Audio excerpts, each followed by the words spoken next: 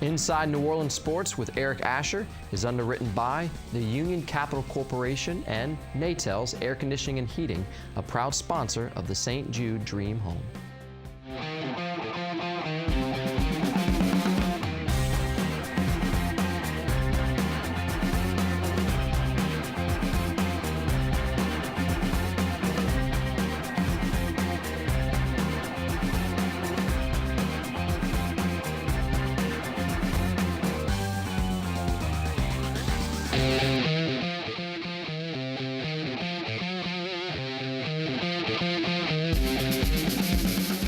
Good evening, New Orleans, and welcome to Inside New Orleans Sports. I'm your host, Eric Asher, and over the next hour, we'll do it like we always do. We'll talk about the local sports teams. The Saints, the Pelicans, might have a little time for the Tigers, and we got a great panel for you tonight. Both returning guests, Garland, Gillen of Fox 8 Sports and Mike Triplett of ESPN. And gentlemen, thanks for coming down, and welcome back to the program. Great to be back here. Fought through traffic getting here. I gave some NASCAR racers some run for their money there, getting over here from uptown, but made it here safe and sound. It's the biggest challenge of the program, what people don't know behind the scenes, getting everybody through 5 o'clock traffic to be here for 6, but we appreciate you guys coming down. And Garland, let's start with you. Tell us a little bit about what's happening at Fox 8. I know you've been on the, Snowmageddon duty for the last couple of days, but getting back into sports, huh? Yeah, I interviewed a kid that was jogging in sleet on Tuesday. It was going sideways 30 degrees. He took a bet from his roommates at Tulane that he wouldn't go out and jog, and then he jogged 4 miles in the sleet, so I was impressed with that. That is impressive. Yeah, and now we're back to focus on the Super Bowl, which is on Fox 8 on Sunday at 5:30. Oh, that's, it's on Fox 8. Last time the Saints made the Super Bowl, the only time was on WWL-TV, my former station. So I thought this was going to be a sign of things to come that, Saints on Fox 8. You'd have a job for life. Yeah, and it would have been quite an adventure this week to be up in New York with like 30 of my closest Fox 8 workers there. Yeah, no doubt. Mike, of course, with ESPN, tell us a little bit about what you're doing for the site. Yeah, we'll finish the first season of the new initiative at ESPN where they hired a reporter for every market, so full-time Saints, and this can be the same year-round. That site will never go dead. I mean, we're about to talk Saints, here in February, even though their seasons ended 2 weeks ago. There's never a lack of interest, sometimes even more interest in the offseason. Oh, I would agree, and the NFL loves it like that. I mean, again, you're going right from the Super Bowl right into free agency. Of course, they've moved the draft back now, so there's even more time to be able to speculate and talk about it. And it is. And in this town, it's always been Saints year round. I mean, it's never really changed. Well, let's get into it. And guys, what I've done over the last few weeks is to try to get the guests to talk a little bit about their thoughts on the season. We'll start with you, Garland. Saints had, for a lot of people, maybe underachieved a bit, but what's your thoughts? I thought the Seattle game, you almost expected them to lose that game. You saw what happened the first time around. The second time, I just didn't think things were going to change that much. It's just being in that atmosphere in Seattle is brutal, with the wind swirling, the fans. If they would have won a few of those games at the Jets, at the Rams, at the Panthers, they might not have been put in that situation. You got to win the games that you should win on the road, and they just didn't do it this year. And next year, if they want to host all the way through, you got to beat those teams on the road that are not that tough. And they got the AFC North next year. You got to win those games on the road to prove a point. And just the Rams game was the killer. The atmosphere around that game. It was a lock that they were going to win. I mean, there's never a lock in the NFL, of course. Being in survivor pools, I've learned that firsthand. But that's my story. I got away from that was that the Saints need to win the games they should on the road, and you don't wind up in Seattle playing in that atmosphere. Well, a little bit, but I think the big regret with the Saints is they should have been the number 2 seed this year in the NFC. Agreed. They should have hosted in the second round. They would have won that. They probably would have lost the NFC Championship game 1 week later at Seattle. So their season probably ended 1 week too early. I don't feel like they let a Super Bowl slip away this year, but I do feel like they had the potential to be a Super Bowl team this year, and still have the potential to be. But key is either being a number 1 seed or being a 2 or 3 seed and having things fall your way that you get to host. With Seattle and San Francisco both playing as well as they were at the end of this year, you didn't want to be playing at those places late in the year.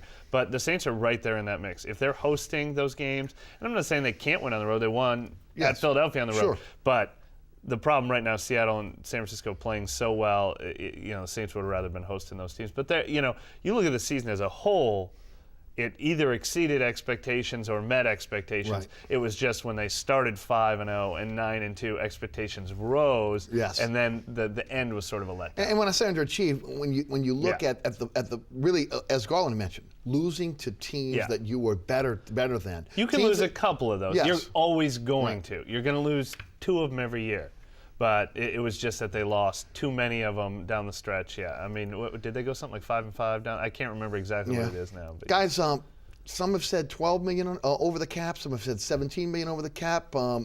First of all, Mike, we'll start with you. You've done the homework on this. Where are the Saints in terms of the cap? I always trust John Clayton at ESPN. Even when I was working at the Times-Picayune, I would always go to John Clayton because he keeps his own records and he's meticulous with it. He had his latest is 14.6. That was after Patrick Robinson's. But it's a good reminder you can't do this math on your own. Right. Because things like Patrick Robinson's salary escalating based on playing time from 2012, Right. You don't ever know Nobody when knows things like that are happening. Sometimes they're adding, sometimes there's incentives that were likely to be earned that get taken off the books and things like that. But let's just say about $15 million, and we know what we're in store for. And they can manage it. I thought it looked even more daunting 2 years ago when they had the Drew Brees contract coming, and last year. What's impressed me about the Saints is they don't just get under the cap and shave it and, we got that done. They continue to be aggressive.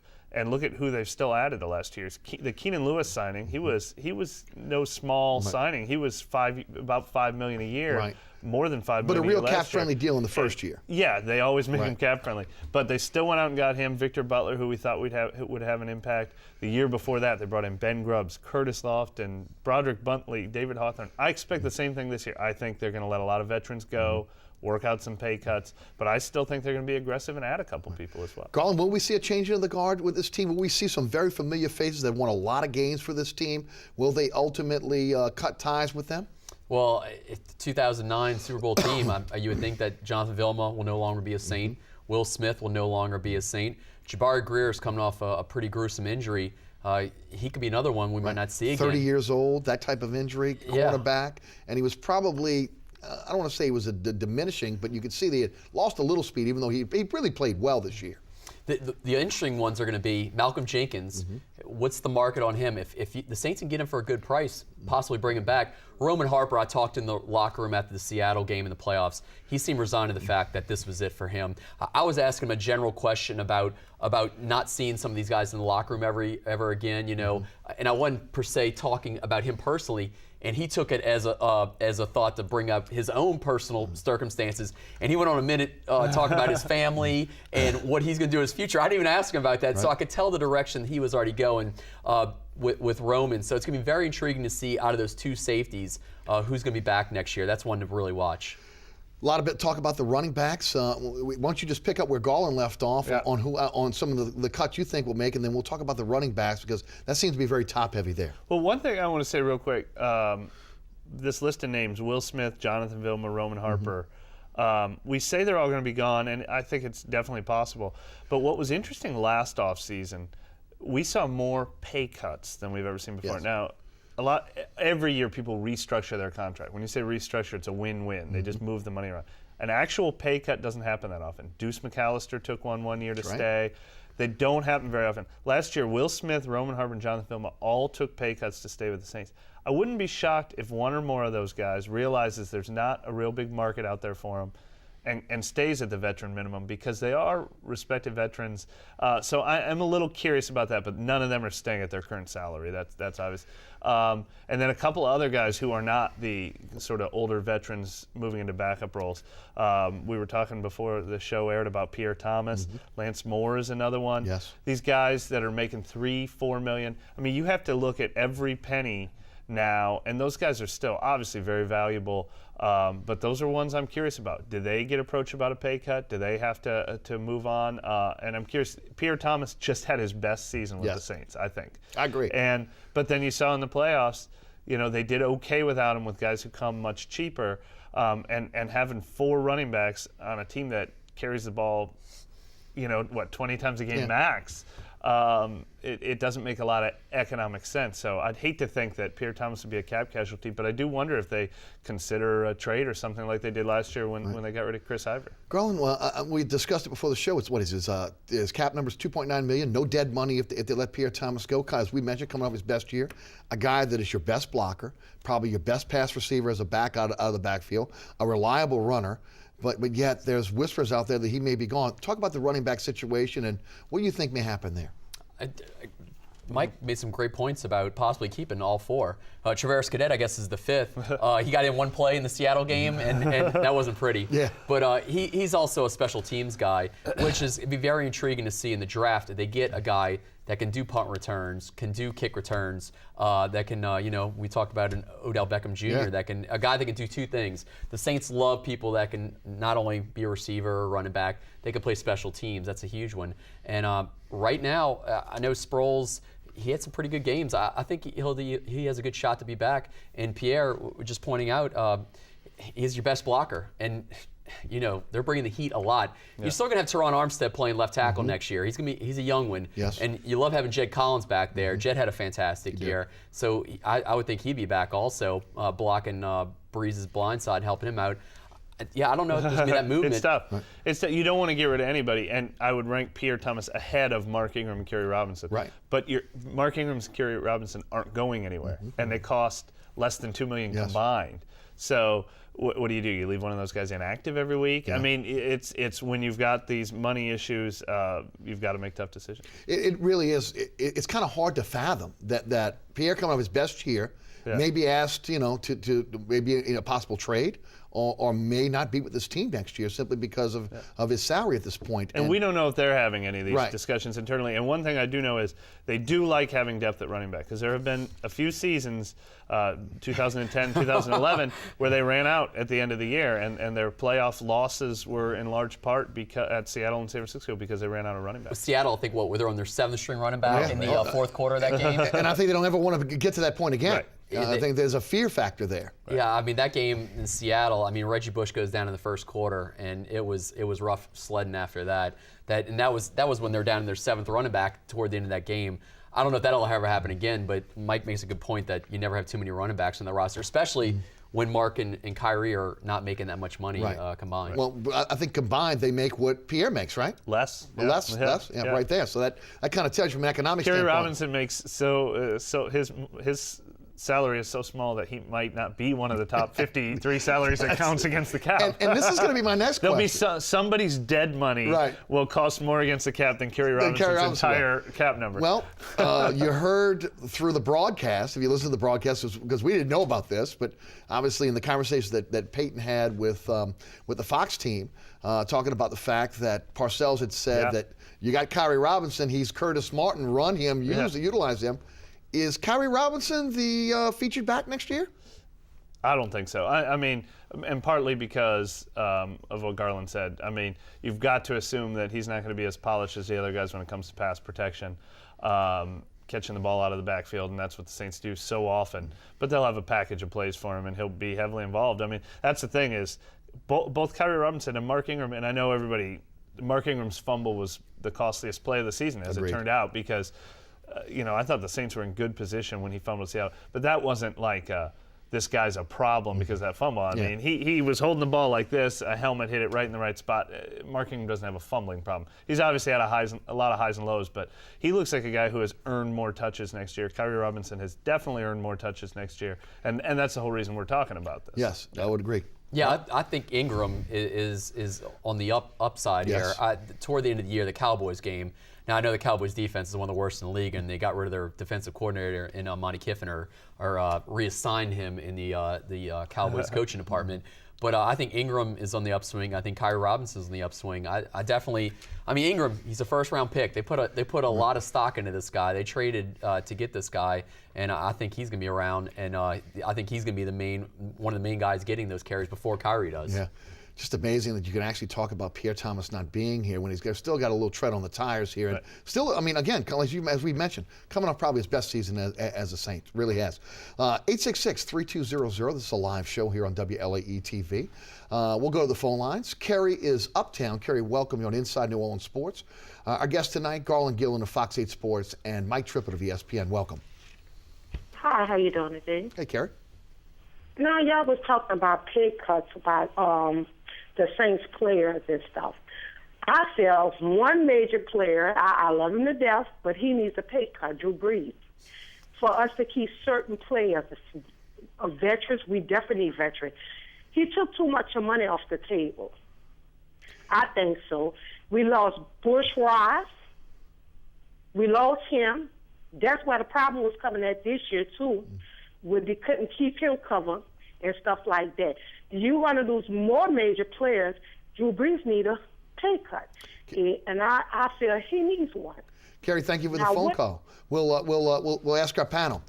Brees has said he's willing to take a look at maybe restructuring. He kind of made it saying that he wanted. I'll take a couple extra years if they want to. Again, we talk about the difference between restructuring and pay cut. I don't think he's not taking a pay cut, and he shouldn't be asked to take a pay cut. Look, I completely understand where Kerry's coming from, and I hear this a lot from fans.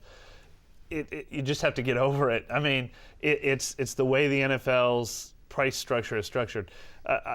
But since Drew Brees signed his contract, Baltimore paid Joe Flacco the same amount. Dallas paid Tony Romo close to the same amount. Atlanta paid Matt Ryan. Your salary cap is something around 126. Your quarterback takes up 20. You have 106 to spend the rest. Just be glad that your quarterback is at least worth it more than. I mean, look, the Bears had to pay Jay Cutler. That quarterbacks cost a lot of money. The best thing about the Saints is that they're not one of these teams that's using first-round draft picks and free agent money. They've got their quarterback. Now, what do you do with the rest of your money? And look, it would be unfair to say to put that on Drew. The one thing I think he could do, maybe not this year, but in the near future, is similar to what Tom Brady did. What really impressed me about what Tom Brady did is he did not take a pay cut, but he added on years when he's supposed to be 39 and 40 years old at half the price of his current salary, and then got to sort of cook the books, so to speak. But saying, look, when I'm 39 and 40, I won't be worth this much anymore. This helps the team. I can see Drew Brees doing something like that. But I don't think it should be on him to take the pay cut. Really, you could go down the line and say there's 12 or 13 guys who aren't earning exactly what their salary is worth, but that's how the NFL works. If anyone's worth it, it's Drew. I mentioned on my radio show when he signed that contract, by the end of that contract, he may be a bargain when you start looking at how quarterbacks are going to be paid ultimately. And you just mentioned a few quarterbacks that ultimately are not where Brees is and the type of contracts they got. Garland, your thoughts? Restructuring, take a pay cut, is that in Drew Brees' future? With Drew Brees, I don't think you want to rock the boat. Okay, just let him be. I mean, he's your star player. He's going to be here, I think, for through the contract, and maybe he has a few years after that. He does not get injured ever. I mean, look at Romo. I mean, Romo can't stand on his feet for an entire season. He's getting crushed. Aaron Rodgers can't finish the season. I mean, Drew Brees' durability since he came to the Saints has been fantastic. I just think that you're gonna go other places. I don't think you mess with Drew Brees. He had some bad road games this year. A lot of people in Seattle thought he should have took the gloves off, or and that was a big sticking point. And you got to stick with the guy, and you got to stick with the salary. I think they move other people, not Drew Brees. Let's talk some specifics on three players that may be asked to restructure, and I want to get your opinion on those players. We had talked a little bit about Lance Moore. Is Lance Moore a guy that's going to be with this team long term? Yeah, I mean, boy, this guy's been here. He's been here longer than anyone, actually, except Will Smith. Was he here the year? He was with Haslett, right? He showed up that year in San Antonio as a practice squad guy. That's what I thought, yeah. And I remember him. I remember all the young receivers out there that were on the practice squad. I can't remember the other names, but I do remember him being there. So he's been here a long time. Boy, he's played so good. He was a 1,000-yard receiver just the year before. When other guys have been hurt, he's been so reliable. So all the same things I'd say about him, I'd say about Pierre Thomas. And we've ranked the Saints players each year, and I feel like they've always been right next to each other in some order, Lance Moore and Pierre Thomas. But again, the question is, I was actually very surprised. He took a diminished role this year behind Kenny Stills. I mean, if you look at their snap counts every week, Kenny Stills was the starter. and the number 2 receiver. Lance Moore was the number 3 receiver, and so if they're pinching every penny, he's a guy I don't know that you pay $4 million to your number 3 receiver, but that's not to take anything away from Lance Moore. It's how they look at him. 2 things I think. Kenny Stills is a younger version of Lance Moore, and he's faster. Yes. That in my mind would be an upgrade over Lance Moore. The other thing you got to watch out in training camp is Joe Morgan going to be the guy that we've seen at Tampa Bay doing karate flips over Bucs defenders. Right. If he comes back and he's 100% and he's a deep ball threat, you got Kenny Stills as a deep ball threat. We talked about stretching the field out, the deep balls. Right. That's what I need to get back to with the Saints. If Joe Morgan's hot in training camp and Kenny Stills did what he did this year, next year, then Lance Moore might be a casualty of the New Orleans Saints wide receiver corps. What about that enigma Nick Toon? He's a guy that has so much promise. He's gotten not 1 redshirt year, but 2 redshirt years. Exactly. You're right. Do they stick with him? Yeah, training camps that's another guy. I mean, he's big, and Sean Payton loves big receivers. Obviously, Colston he hit the jackpot with drafting him. Nick Toon, he's got the height and he's got the skills. Obviously, the Jets game was not his biggest. He was on the national stage and it wasn't his greatest moment. But training camp with if you want to see if Morgan is going to come back and if Nick Toon can deliver, then a guy like Lance Moore, could be gone. It's worth noting when we talked to Mickey Loomis at the Senior Bowl, he brought up Nick Toon's name without any of us mentioning. Right. He brought it up and unprompted. That's the word I'm sitting here. But I think a lot of people were confused when Nick Toon spent the second half of the season on the bench. He was always their 5th receiver, and in all the years that I've covered the Saints, they keep 4 active on game days. The 5th guy stays inactive. So early this year, Nick Toon was inactive as the 5th receiver. Then Lance Moore got hurt. Nick Toon got some more opportunities. That Jets game that you mentioned, he got a big opportunity. I kind of think maybe because it was Al Toon's old stomach. He wasn't captain in that game, I think. Yeah, right? and he did not take advantage. Dropped 2 really costly passes, and then a couple weeks later he was back to being inactive every week. But that didn't mean they gave up on him or he was in the doghouse. I think I think this was his 2nd redshirt season. That was a good way to put it. And look, he did not. It was the exact opposite of Kyrie Robinson. He got his cameo, and Kyrie Robinson took it and ran with it. And they were like, "We've got to keep this guy in the lineup." With Nick Toon, he did not force their hand. They deactivated him again, but they're going to give him another chance this season. Let me throw 2 more names at you guys. Ben Grubbs and Broderick Bunkley. Any chance that we may see these guys asked to restructure their deals? I dare say maybe take a pay cut. Yeah. Oh, I'll base it again on how the Saints used them this past year. So with Ben Grubbs, he played. He was hurt sometimes, but he was in a timeshare with the rookie John Jenkins. So he's a part-time player due to make $4 million, maybe $4.5 million. That makes you think they got to do something there. Although he did play, I think, his best football in his 2 years with the Saints down the stretch of this season. He really started to play well at the end. But again, you're looking at everybody's price versus how much are you using them. Ben Grubbs, on the other hand, I think he also played a lot better in the second half of the season, but he played every snap all season long. And I think he did earn that trip to the Pro Bowl by the end of the season, although he was struggling early. The entire offensive line was struggling early, especially in the run game. I think Ben Grubbs showed improvement later. So he's got a huge number, but they're using him on every down, and he'd be very hard to replace. Whereas Broderick Bunkley, they're using him part-time, and the replacement is right there. You know who the replacement is. That makes him more of a candidate, I think. What's your younger? That's the key. And Akeem Hicks and John Jenkins inside, they're wreaking havoc. And you got Junior Gillette and Cam Jordan on the outside. I mean, you got young guys on that line that could be with the Saints for years to come. And inexpensive right now as well. Yeah. I mean, exactly it. And John Jenkins, a lot cheaper than Broderick Bunkley. That's what I think you're going to see when you get younger. Though I'm very intrigued to see what Victor Butler brings to the table at the All-Star game last year, the celebrity softball game. He talked the big talk. Yes. And he almost backed it up. Well, he said they were going to go from worst to he first. Did. He said they were going to be number one ranked defense. This guy's out of his mind. Did we all laugh at that? I mean, I know I did. It made for great television. It really did. I had the mic in my hand. I'm like, this guy is television gold. Yeah. I mean, I can't believe he's saying this. And we ran that bite nonstop. And you know what? I'm sure his biggest regret is he said that. He called it. He just wasn't a part of it. Yes. Well, you know what he said after the season? Somebody brought that up. And he said, well, we finished 4th. And he goes, well, good. I can help him get better next year. I gotta love that. That's another guy that you can't wait to see if he's going to be back. But I mean, Lofton's young. Just the guys that they have so many youngsters on this team that could definitely do some damage. You know, everything's about getting younger in the NFL, and that's another guy. Yeah, I mean, if anything, on defense right now, I think they need a playmaker on the back end. Whether that's going to be corner or safety, they're going to have to figure that out down the line. Would you guys agree with that? Yeah, and you know, I've seen some of these mock drafts where they haven't drafted a DB. I mean, you got Keenan Lewis on one side. Wow, what a fantastic pickup by Mickey Loomis and Sean Payton. Yeah. On the other side, I mean, is it Corey White? Is it Jabari Greer? I mean, those are the names on. Right. You know, I know Jabari Greer is a fantastic player, but is his best years behind him right now? And do you who draft knows young? when he's going to be back? I mean, again, you're talking about a horrific injury that came. Was it in November? Yep. So I mean, that's about a year of therapy to kind of get back. Can you wait that long at his salary as well? And the biggest thing now, it seems with DBs, is getting them bigger. You know, the 6'2", 6'3" guys, the Richard Shermans of the world, and Keenan Lewis definitely has that kind of height on one side. Maybe on the other side, you're going to get bigger and stronger with a taller guy. Maybe that comes through the NFL draft. Mike, what's your take?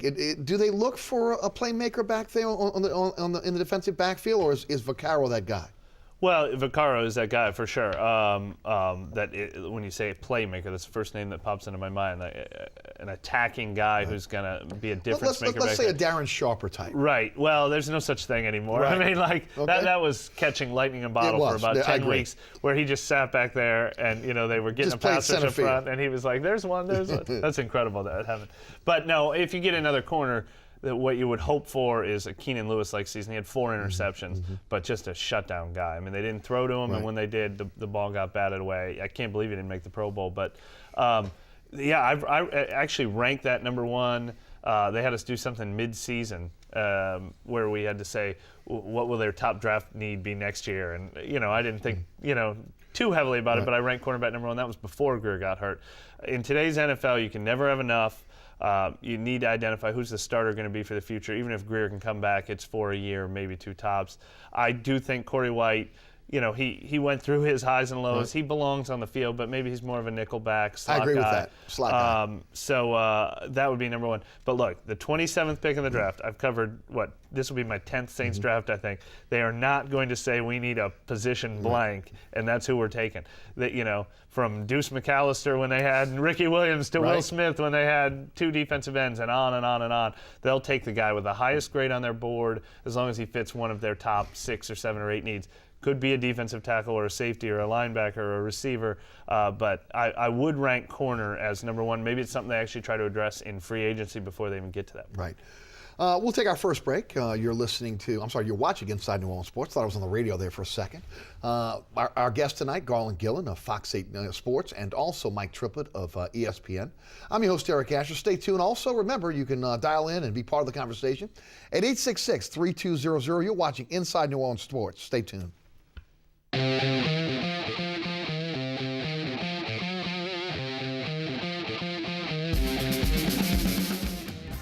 Inside New Orleans Sports with Eric Asher is underwritten by the Union Capital Corporation and Natels Air Conditioning and Heating, a proud sponsor of the St. Jude Dream Home.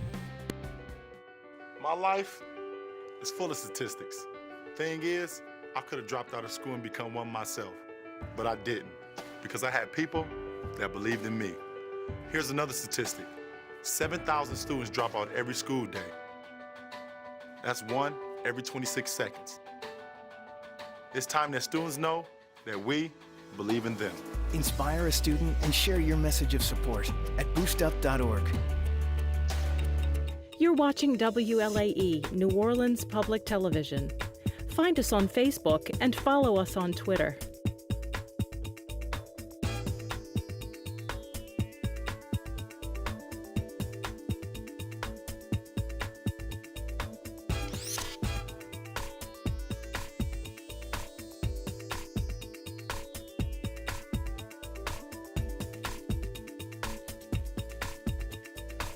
Welcome back. You're watching Inside New Orleans Sports. I'm your host, Eric Asher. Garland, Gillen of Fox 8 Sports and Mike Triplett of ESPN are our guests tonight. 866-3200 if you'd like to join the conversation. And guys, let's talk a little bit more about the offensive line. Zach Strief, free agent. Brian De La Puente, a free agent. Charles Brown, a free agent. We don't expect him back.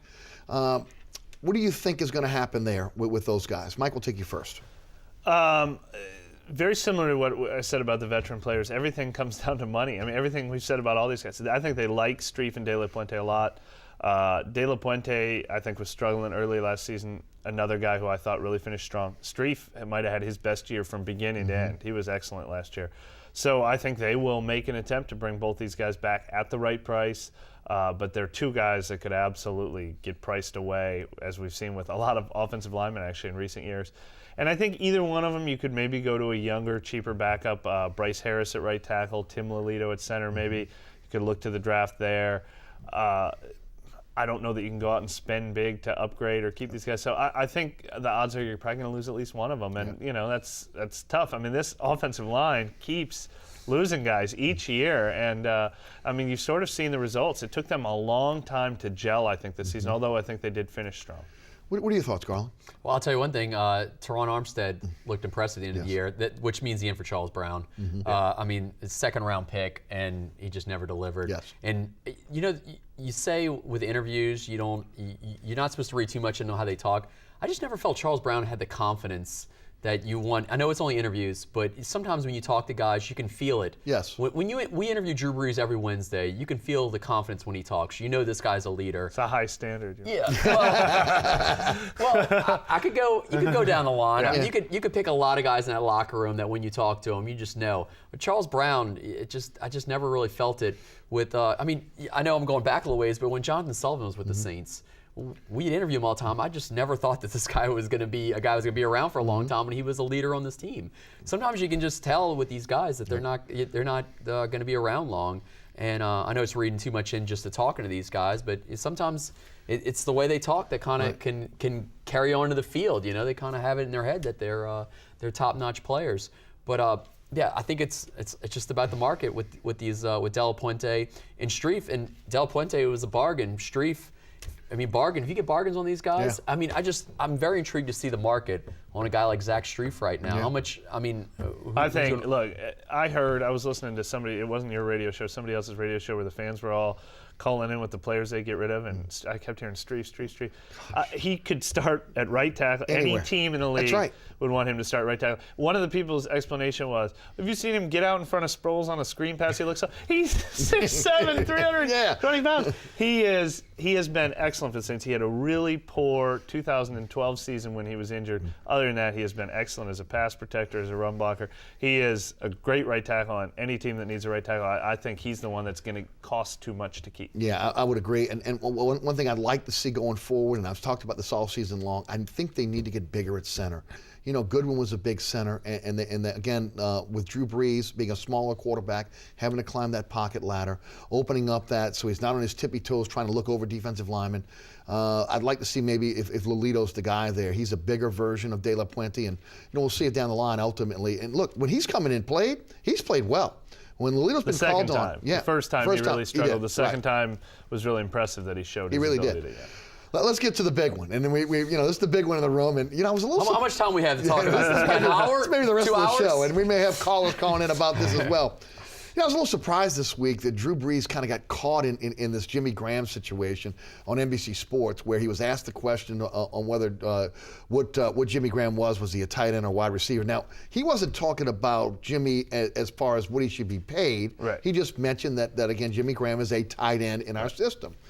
But the big question is, will the Saints have to pay him as a tight end or a wide receiver? Will they have to tag him as a tight end, as a wide receiver? And I guess everybody knows the numbers by now. I think it's about $10.5 million for a wide receiver tag, about between $6 and $6.5 million for a tight end tag.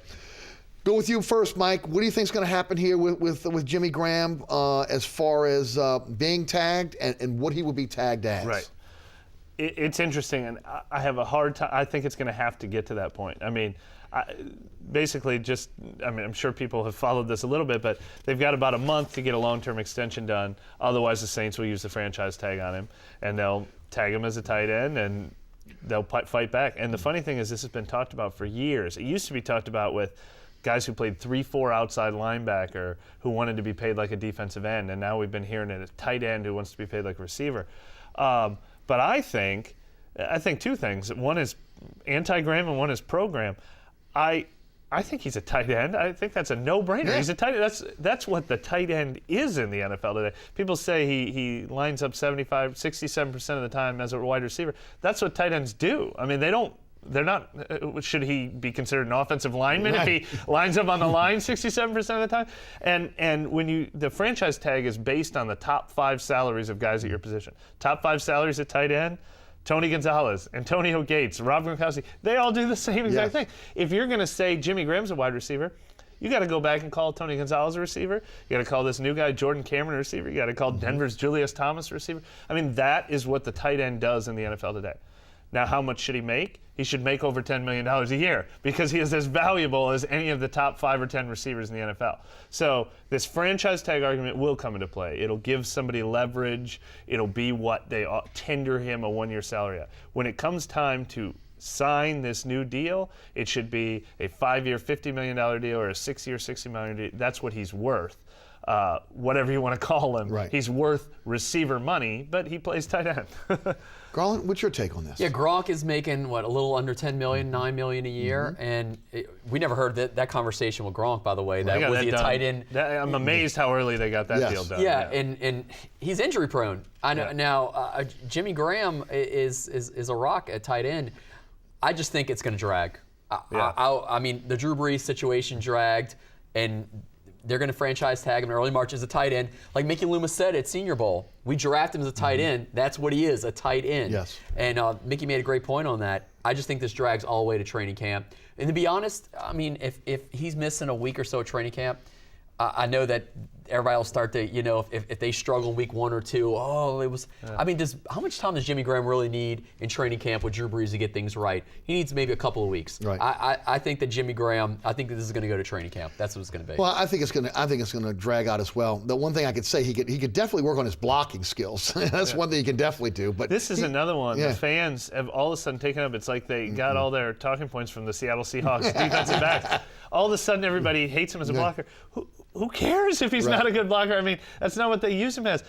How good of a blocker is Calvin Johnson? How good of a blocker is Andre Johnson? That's who we're talking about. Right. That's what Jimmy Graham is. 16 touchdown catches this year, 1,200 yards or close to it, 85 catches. If his blocking is any good at all, that's a huge bonus. It's not what you need. He doesn't need to go to blocking school and become a road grader. Guys, we talked a little bit about maybe the need for a playmaker on the back end. I'll start with you, Garland. Garland, what do you think some of the needs are for this team going into free agency? And we know things have kind of shifted. It's about what you can do in free agency first. The Saints like to sign their own first, and or allow their own to go set the market, and then obviously they get what they can afford in free agency, and then they start looking to the draft to kind of fill those holes. What do you think some of the needs are? Maybe 3-4 top needs for this team going into the offseason. Well, definitely Vaccaro back at 100% will help with the turnover margin, but I got to think they want a ball-hawking guy in the secondary that's going to make some turnovers for the Rob Ryan's defense. I think that is one of the biggest needs for this team is getting the turnover ratio higher. I mean, it was a staple of Greg Williams' defense in 2009 and 2010 until the playoffs. But I would think that would be one of the top positions that you're going to be looking at to get turnovers. I would definitely think that the line. You got to just keep your guy. You got to keep your guy protected. Mm-hmm. Drew Brees is your highest paid guy on the team. You need to keep him protected. So I would definitely see what they're going to do with Streif and what they're going to do with Del Puente. And Armstead, I guess, is locked in. I would think so. Yeah. At the end of the year, I know they want to harp on the Panthers game, but after that, it was smooth sailing. Sure. And who knew that was going to happen that fast? I mean, Arkansas Pine Bluff, SWAC. I mean, we knew. I was at the combine when he ran his 5.7. I couldn't believe it. Everybody in the media room was shocked that this lineman could run that fast, and we knew he was a project. We just didn't know it was going to happen that fast. So I would definitely think get the turnovers of defense. You need a ball hawking secondary guy. I would think protecting Drew Brees is a big deal, and I would think special teams with a punt returner or kick returner. Mm-hmm. When was the last time they returned a punt for a touchdown? Well, they had no returns of any kind this year. Yeah, for a touchdown, defense or special teams. Yeah. I think it was Courtney Roby the last time it happened at the beginning of 12, beginning of 11. It was a long time. It's been a long time. Yeah. And a lot of that is kind of a byproduct of maybe Sproles slowing down just a little bit. And I would agree with you. I think they've got to look at a multidimensional player that's going to play two positions that ultimately will be able to return kicks and punts for him, and maybe use Sproles in his role on the offense. I'm thinking offensive line, wide receiver, and someone, a playmaker in the defensive backfield. Obviously, you've got some players right now on the offensive line that are getting older. You've got to groom some guys. The Saints have done a great job in going into the middle rounds and being able to get these offensive linemen they can bring in and groom for down the line. You've got some holes you may have to fill because of losing some players. But I also think they got to get, we talked about the wide receivers a little bit. I think they got to get younger at the wide receiver position, maybe a little quicker at the wide receiver position as well. Mike, what's your thoughts? What are the top needs? Yeah, well, my overall thought on the Saints is I think this year more than any I can remember, I don't list any single position as a must, which is great because they can go into free agency and they can have 3 or 4 once, and if they love a guy at this price, this year's version of Keenan Lewis, this year's version of Curtis Lofton, go and get him. But I don't think they're going to feel like they have to reach for anything. Same thing in the draft. But obviously there are a lot of positions they can upgrade. There's a lot where you're starting to look ahead to the future and think we need to get younger receivers right near the top of that list. Offensive line. The other one you didn't mention, I'd say linebacker, the same thing. Do you really feel that way with the way they played? They played a 4-2-5, right? They essentially played a 4-2-5. But look, Paris Harrelson's an unrestricted free agent, might not be back. He played about half the time. David Hawthorne played about 60% of the time. He's getting older and he's going to get more expensive. That is one element this team does not have, I don't think, is Levante David of Tampa Bay, Thomas Davis of Carolina. I think their edge rushers are great, but I don't know that they cover the flats. A young athlete at that position is another place where, and if he's also a pass rusher, great bonus. I think they could definitely, that's another position where you need somebody who could rotate in now, be a future starter replacing David Hawthorne in a year or two. So I think those 4, corner, linebacker, receiver, and offensive liner positions where if you get the right guy, he'll start rotating in now and be a starter in the near future. And receiver, I don't know that you have to get a first-round receiver. That could be a third round, a fifth round, as we saw with Kenny Stills. That's one of the luxuries of the receiver position, especially with the Saints, is they seem to find guys and then use him in their role. All these guys all play a role where they can exploit mismatches. I don't know that they need the traditional number 1 receiver. Right. Go ahead. No, I did only 3, and now I finally got my 4th. Kicker, field goal kicker. Yeah, exactly. Although, look, I am telling you, if I am Mickey Loomis, I'm signing up Shane Graham. I don't care that he missed a 45-yarder and a 48-yarder into the wind at Seattle. For 3 weeks, I've never had more confidence in a Saints kicker than the 3 weeks he was there. I mean, he was a pro. He knew what he was doing. Went to Philadelphia 4 for 4 in a playoff game. Every kicker is going to miss 2 out of 10 field goals. Yes. Well, I trust this guy more than anyone. That's the only thing I worry about is his age. Yeah. Other than that, he's been a consistent kicker throughout his career. And I guess he's going to get an opportunity to come back and at least fight for we the don't job. know. Yeah, maybe they. Maybe what'd be fun is if Cairo Santos is out on the market. He kicked in the dome. Look, who do you really trust more, Cairo Santos or Shane Graham? Right. Look, but you got to bring competition. I like That's Garrett Hartley saying. a lot, but they drafted the guy Taylor Melhoff once. We saw that. Yes. They brought in Hartley, who was young, got benched a couple of times, highs and lows. To me, I've seen enough with the Saints. I like the John Casey, John Carney, Shane Graham. Give me the 38-year-old kicker who has become a robot at this point. He just makes his 80%. I was just talking more competition, though. Right, you need somebody fighting. Yes. I think they had a guy from Mexico that fought with Garrett Hartley last training camp. Right. So, I just think it would be fun to have maybe Santos pushing the veteran there. Yeah. But I don't think Santos is your guy. Right. He missed some key kicks this year, especially in the New Orleans Bowl. But, I mean, Garrett Hartley, I'm sure is dead. It wouldn't shock me, though, Garland. Honestly, I mean, again, you look at the pipeline from Tulane to the Saints with C.J. Johnson there. It would not surprise me to see a few Tulane players, end up on this roster. Maybe not drafted, maybe undrafted. Maybe one day the entire Holder kicker exactly. backup Ryan Griffin might be your Holder this coming year. no doubt. I mean, Luke McCown was on a one-year deal. I mean, he could be your holder this year. And when you look at what you're going to be paying McCown as opposed to what you're going to be paying, obviously, Griffin, you may see that. Let's head to the phone lines.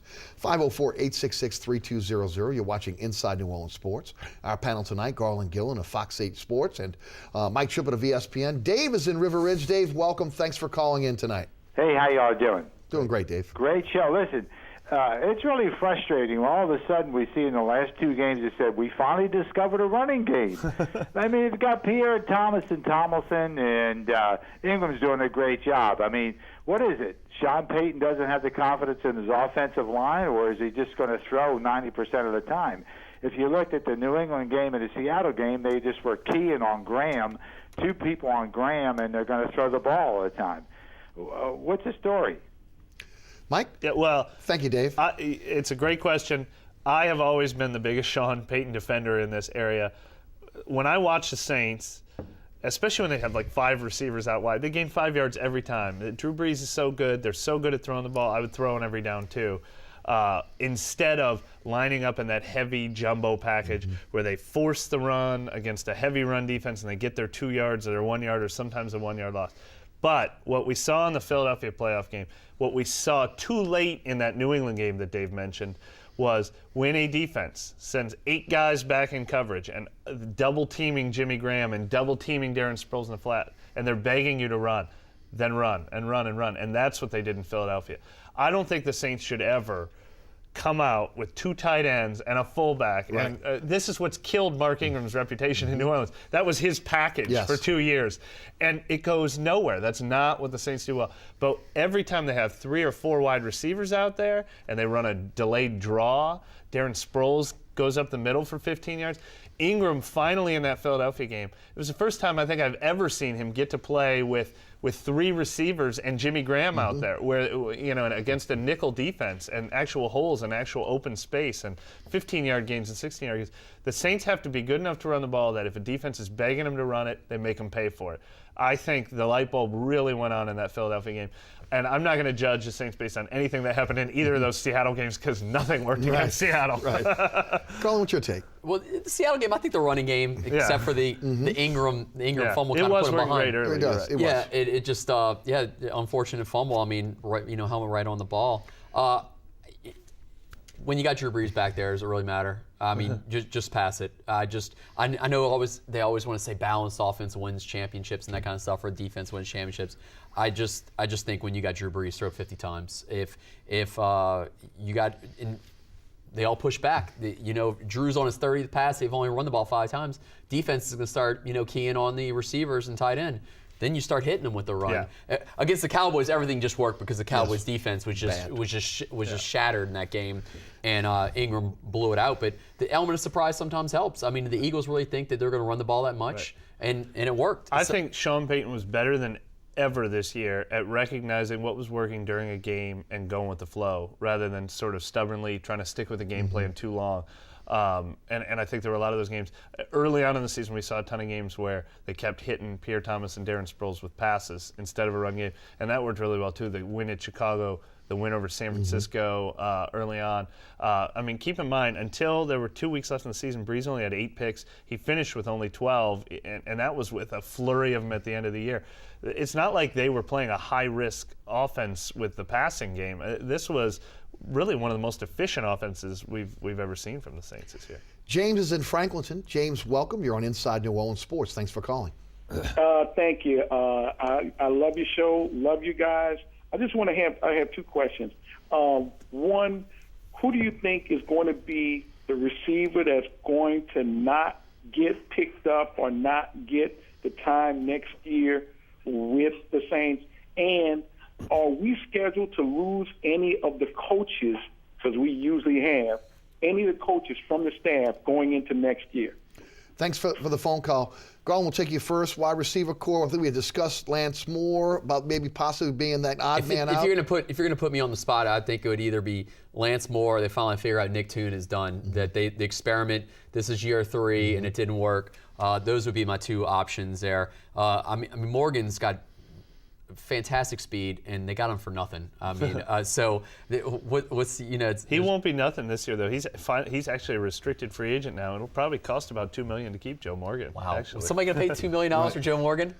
I mean, he's got if you throw the Bucks tape on, I guess. But man, $2 million? Wow. Yeah. Wow. And on the for a guy that you really don't know a lot about, honestly. Right. You know. Well, you're really rolling the dice if you're $2 million to guarantee you keep him. You could do the tender that comes with no draft pick. It'd be a little cheaper, but it'll be $1 million and a half at least. I think most coaching staffs are almost locked in. Right. They've only lost one, Joe Lombardi. Yeah, and they tried to Ryan Pace. Yes. Yeah. He is one of the hottest commodities on the Saints coaching staff, but they denied, according to sources, that they did not give him the right to get Ryan Pace. Miami wanted to interview him for their general manager's job. He did great. Ryan Pace is one of the best in the business at what he does. He's very sharp. Yeah. Your thoughts, Mike? Yeah. Well, Joe Lombardi.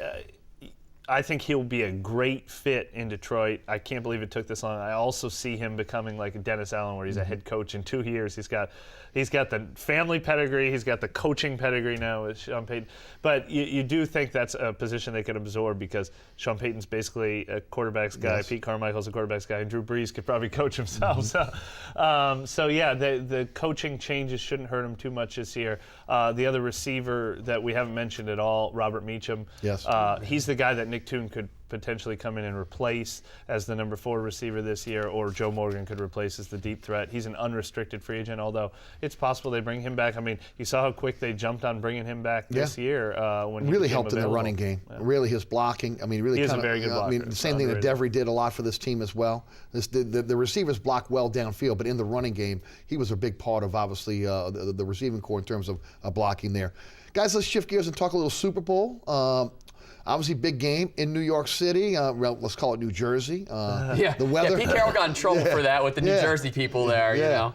The weather looks like it may not be the factor that everybody thought it was going to be. Kind of disappointing. Yeah, I'll tell you for anybody down here in New Orleans, because I know people just saying, let's let it snow, because we want to get back in that 4-5 city rotation, which where I really think it should be, a 4-5 city rotation. But Colin, we'll take you first. Who do you like this weekend and why? You know, it's fantastic that that this might not be the coldest Super Bowl. You know, New Orleans has that mantle, 39 degrees. Right. Actually, the 2 coldest Super Bowls are here in New Orleans. Yeah, let's keep that. You know, Tom Dempsey lost the field goal kicking record. So let's at least keep that one in New Orleans. To a guy in Denver where, again, believe me, they're what are they, a mile high? I'm amazed that the Dempsey record held that. I know it's for another day, but I'm amazed it made it that long. Peyton Manning, I love what he's done this year. I think it's hard to pick against the Broncos. I know the Seahawks came out as a favorite, and then the spread moved 3 points within the night and settles on 2.5 now. Richard Sherman, I enjoy him all week. I like that every day. I love that they dig up stories from January 3rd that he said on Monday Morning Quarterback on Peter King's website that he threw ducks. And they're picking this up. There's a huge story this week now, and it happened January 3rd. Yeah. Obviously, somebody in a research department is finally reading up on this because it was out there for a month. This isn't something new. But I love that Sherman is definitely talking it up. Peyton Manning, had some good answers to what Richard Sherman said. But I'm not sold on the Seahawks offense. I don't think that Doug Baldwin and Percy Harvin, I know they're making a big deal about what Percy Harvin's going to do this week. I mean, he looked tentative in that game. Right. I mean, Raphael Bush knocked him in the next week. And then the Malcolm Jenkins, I don't think that was that big of a hit. It was more him hitting the turf. I think Percy Harvin is more like a China doll that could just get broken at any moment. Tough talk. I just don't like the receiving core for the Seahawks. I know beast mode. I know Marshawn Lynch is a big time running back, and they're going to rely on him. But look what Russell Wilson did against the Saints. I just don't. He's a manager. He's not going to throw the ball a lot. I just don't like the Seahawks offense, and I think Jack Del Rio and that defense is going to figure out Russell Wilson and those guys, and I think Peyton Manning's going to play lights out, and I think they win. Mike? No, I tend to agree with Garland. I picked the Saints to beat Seattle the first time they went and played, and it wasn't even close. Right.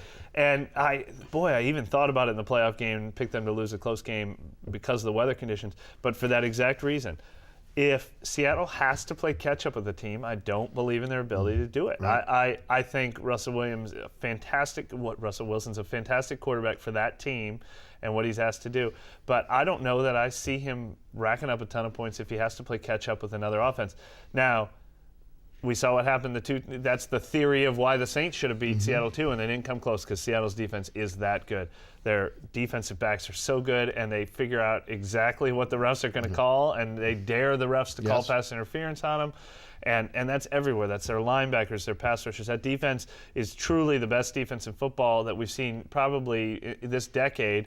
But Peyton Manning, that might be the best passing offense we've seen this decade. Wow. So I'm really fascinated to see how it goes. I also picked Denver to win because I think I always pick the offense to my detriment, probably. It's probably why I pick the Saints all the time, because I just have a hard time thinking Peyton Manning can't score enough points to win this game. But, boy, Seattle's defense is as good as Denver's offense is. I would agree with that. The other two casts are supporting casts. I like Denver, and I like it for a lot of the reasons you guys have mentioned. I think the only way Seattle wins this game is if, again, they put a tremendous amount of pressure on Manning, if they're able to rush the passer, and we see the MVP of this game is Marshawn Lynch. Because he just ran over that Denver defense. I don't think it's going to happen. I think Denver wins this game. I think it's a close game, but I think that Denver wins. Shift gears for a few minutes with the final 4 minutes that we have left in the show. Talk a little bit about the Pelicans. We know now that Anthony Davis has not made the All-Star team. There still is a possibility that he could make the team because of what's the situation with Kobe Bryant being injured and wanting to give that spot to a younger player.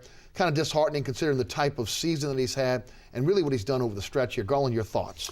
I really bought into this team being the 8th seed in the Western Conference at the beginning of the season. Just injuries have just killed them. I mean, with Jason Smith, Anthony Davis has missed a few games this year.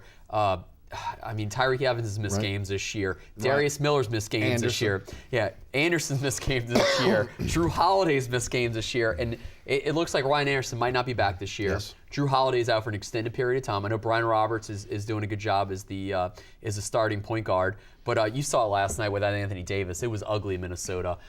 You just got to play the young guys this year. You got to play Jeff Withey. You got to play Darius Miller out there. You got to play Brian Roberts. I think this is just a year that you just got to you play out the schedule. Don't tank because I just don't think they can tank enough. And I don't believe that a team like Monty Williams is going to tank. He's not going to let him tank. Because every year he's fighting for his job. Yes. And I know a lot of people, there's a lot of people out there, every day it goes without walking down the street and somebody asks me they should get rid of Monty Williams. I think with this year, with these injuries, there's no way that you get rid of Monty Williams. With a healthy team next year, I think they're going to, in a year together, I think that they could do some damage and get to that 8th or 7th spot in the Western Conference. I just think this season's null and void with the injuries. Well, I agree with you. Injuries have just decimated this team. And again, this is a chance to kind of see these young guys, to see what you have in your bench, because that's basically what it's going to be. To see if Withey can develop into a backup center.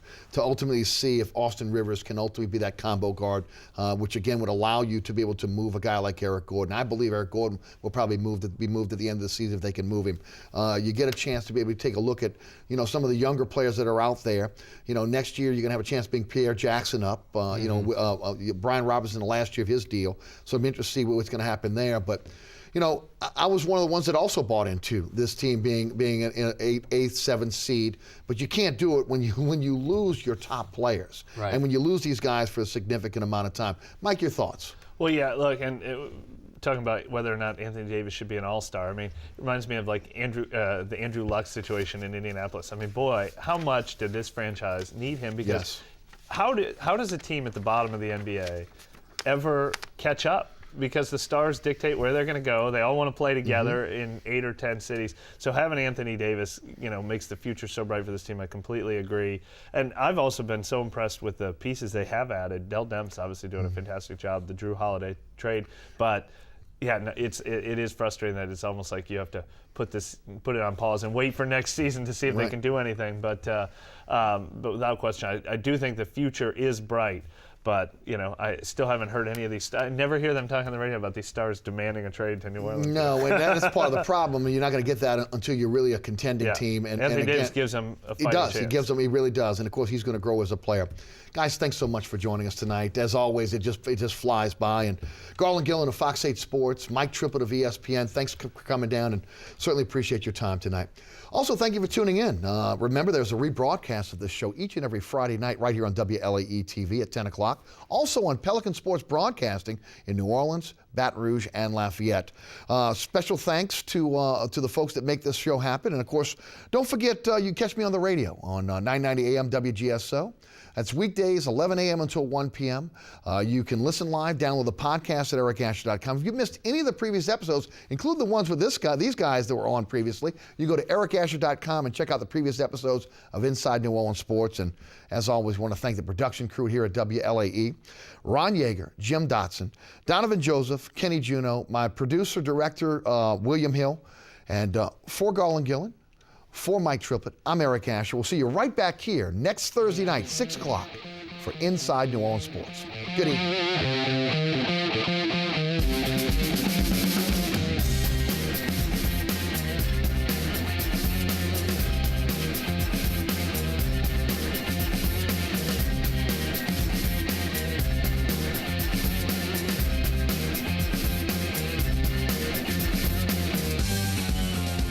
Inside New Orleans Sports with Eric Asher is underwritten by the Union Capital Corporation and Natels Air Conditioning and Heating, a proud sponsor of the St. Jude Dream Home.